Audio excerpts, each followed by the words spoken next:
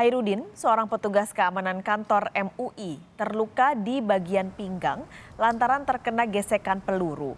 Dua pegawai MUI lain yaitu Bambel terkena peluru di bagian punggung. Sementara Tri yang merupakan staf MUI terluka akibat pecahan kaca pintu yang hancur. Hairudin menyebut pelaku bukan pertama kali mendatangi kantor MUI dan memberikan surat ancaman. Tapi beliau memaksa. Beliau bilang begini, kalau kamu tidak menerima saya ketemu ketua MUI, saya habisin kamu. Beliau bilang begitu. Dan setelah itu beliau jalan.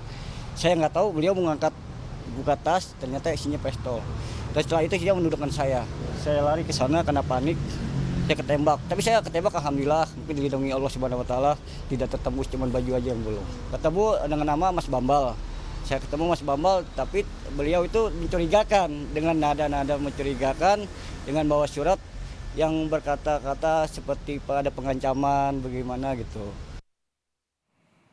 Pelaku penembakan diketahui bernama Mustafa, warga Sukajaya, Kecamatan Kedondong, Kabupaten Pesawaran, Provinsi Lampung.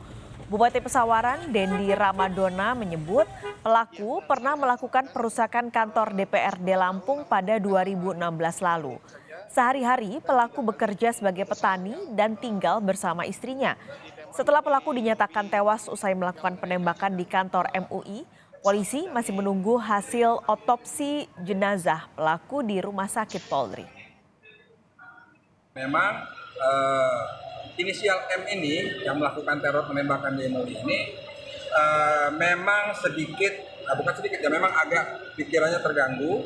Dia pernah mengaku sebagai nabi di kantornya dan tahun 2016 pernah melakukan juga tindakan pengerusakan di Bandar Lampung.